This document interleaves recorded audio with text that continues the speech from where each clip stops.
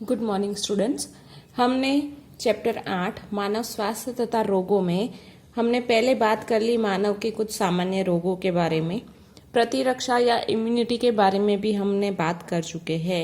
Ads और cancer जैसे जो घातक बीमारियां हैं उनके बारे में हमने चर्चा कर ली है। अब हम देखेंगे ड्रग्स और अल्कोहल के कुप्रयोग के बारे में।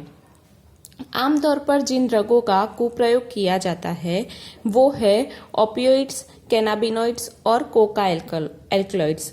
इनमें से ज्यादातर ड्रग्स है वो पुष्पीय पादपों से मिलती है या और कुछ ड्रग्स है वो कवक में से प्राप्त की जाती है। हम पहले देखेंगे ओपियोइड्स के बारे में। ये ऐसे ड्रग है जो हमारे केंद्रीय तंत्रिका तंत्र जिसे हम सेंट्रल नर्वस सिस्टम कहते हैं, जिसे शॉर्ट में हम CNS भी कह सकते हैं, और हमारे जठर तंत्र पर मौजूद जो विशिष्ट रिसेप्टर या जो विशिष्ट ग्राही होते हैं उसके साथ बन जाती है, और हम जो हमारे शरीर के दूसरी जो ग्रहण करने की क्षमता है उसको बंद कर देती है। इनमें ज्यादातर हम हीरोइन, मॉर्फिन, अफीन का समावेश करते हैं। अब हम पहले देखेंगे अफीन के बारे में। अफीन एक ऐसा ड्रग है जिसका उपयोग औषधि के रूप में भी होता है, पर कुछ मात्रा में लिया जाए तो ही।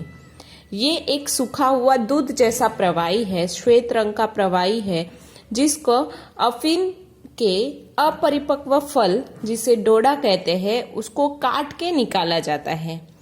इस प्रवाही को सुखाया जाता है। ये सूखने के बाद ब्राउन कलर जिसे हम कत्थई कलर का कहते हैं, कत्थई कलर में परिवर्तित हो जाता है। वो गोंद जैसा थोड़ा सा चिपचिपा भी होता है। ये पदार्थ अफीम के रूप में बेचा जाता है और अफीम के रूप में खाया जाता है, जो हमारे केंद्रीय तंत्रिका तंत्र या जिसे हम कहते हैं सेंट्रल नर्वस सिस्टम पर असर करता है। दूसरा है मॉर्फिन। ये शक्तिवर्धक के रूप में ज्यादातर इस्तेमाल किया जाता है।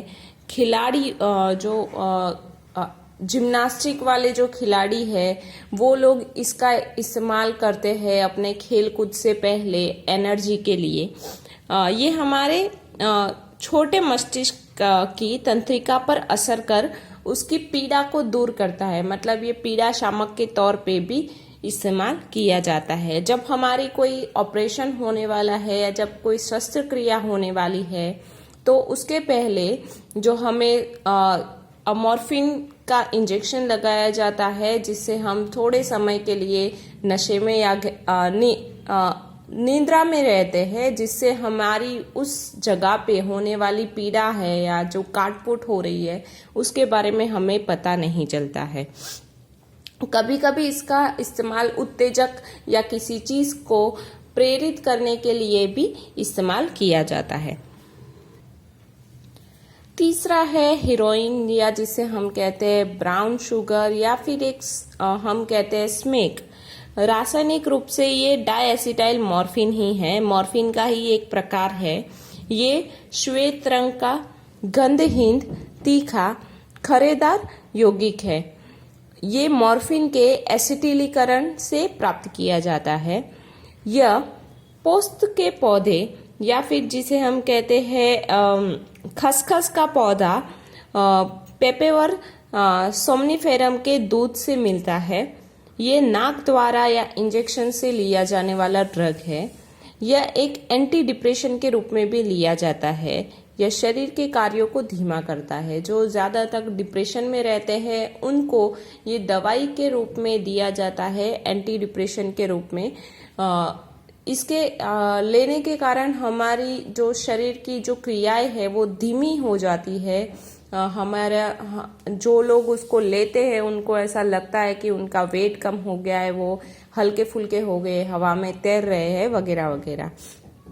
अब हम देखेंगे ड्रग्स का ही दूसरा जो हिस्सा था जिसे हम कैनाबिनॉइड्स कहते हैं। तो यह भी रसायनों का ही एक समूह है। ये भी हमारे मस्तिष्क के रिसेप्टर के साथ जुड़ के प्रक्रिया करते हैं। प्राकृतिक कैनाबिनॉइड्स जो कि कैनाबिस सैटाइवा पौधे जो कि भांग के पौधे कहलाए हैं उसके पुष्प क्रम में से, मतलब उसके पत्ते फूल में से प्राप्त किए जाते हैं। भांग के फूलों के शीर्ष, पत्ती, और राल के मतलब कि उसके अंदर जो रहने वाला लिक्विड है उसके विभिन्न संयोजन से मैरिजुआना, हशीश, चरस और गांजा बनाए जाते हैं। आमतौर पर अंतःश्वसन और मुख द्वारा खाए जाने वाले मादक ड्रग शरीर के रक्त वाहिका तंत्र को प्रभावित करती है। ये ज्यादातर हम मुख द्वारा खाए जाने वाले या फिर उसको नाक से खींचे जाने वाले ड्रग्स हैं। ये हमारी हृदय के ऊपर इफेक्ट करने वाले, हृदय की वाहिका तंत्र पर इफेक्ट करने वाले ड्रग्स हैं। इसके अंदर आते हैं चरस, गांजा और हशीश। अब हम देखेंगे कोका या एल्कलॉइड्स या जिसे हम कोकीन कहते हैं। ये ज्यादातर दक्षिण अमेरिका की वनस्पति है जो एरिथ्रोजाइलम कोका उसमें से प्राप्त होता है। ये भी हमारी केंद्रीय तंत्रिका तंत्र मतलब सेंट्रल नर्वस सिस्टम पर इफेक्ट करता है। वो इतनी ज्यादा इफेक्ट करता है कि जिससे हमारी शरीर के ऊर्जा में बहुत वृद्धि आती है। आपको ऐसा महसूस होगा कि आपके बॉडी में बहुत ही एनर्जी है, आपको कोई मारेगा तो आपको उसका दर्द नहीं होगा, वगैरह वगैरह।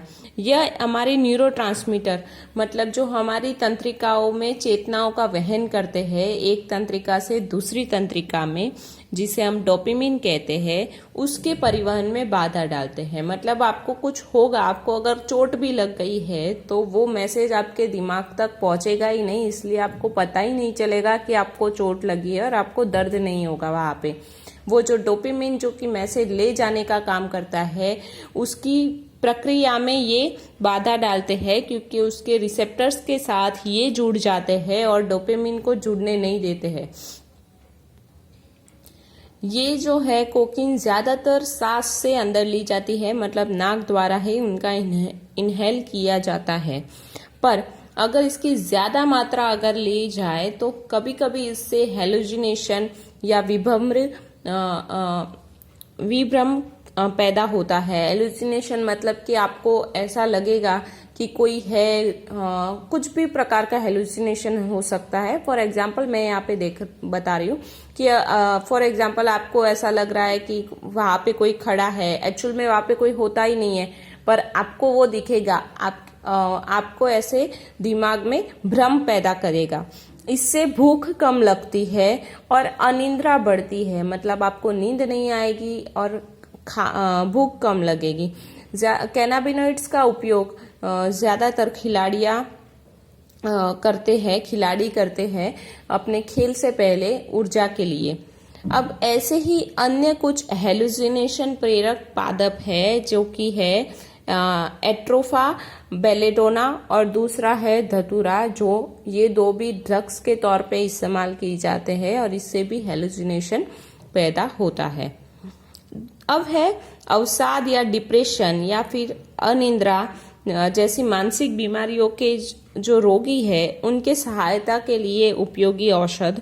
ये औषध भी एक प्रकार के ड्रग ही है, पर इनकी सही मात्रा अगर ली जाए तो ये औषधि की तरह कार्य करते हैं। इसमें पहले है बर्बिट्यूरेट जो कि शांति प्रेरक औषध है जो नींद के गोली के रूप में दिया जाता है।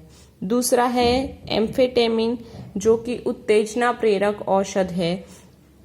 तीसरा है बेंजोडाइजेपिन।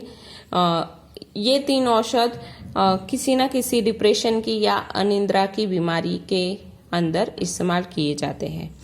जब ये औषध चिकित्सा के बजाय दूसरे उद्देश्य से ली जाए या ज्यादा मात्रा में ली जाती है तो व्यक्ति के शारीरिक, कार्यकी और मनोवैज्ञानिक प्रकारों पे गड़बड़ा देती है। मतलब उनका शरीर को खराब करता है, उनके जो कार्य को खराब करता है और उनकी मानसिक स्थिति को भी खराब करता है।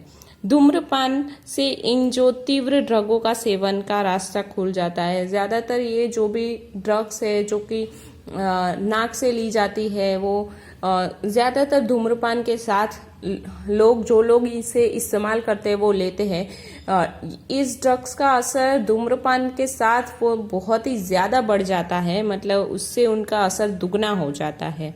तम्बाकू जो कि धूम्रपान में इस्तेमाल किया जाता है वो पिया जाता है सिगरेट के या बीड़ी के अंदर से।